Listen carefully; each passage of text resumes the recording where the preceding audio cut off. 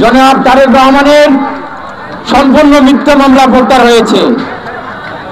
উনি যে কোনো সময় দেশে আসতে পারেন এবং আগামী ডিসেম্বরে জাতীয় নির্বাচন হবে ইনশাআল্লাহ। সেই নির্বাচনে বিপুল জনগণের ম্যান্ডেট নিয়ে বিএনপি সরকার গঠন করবেন।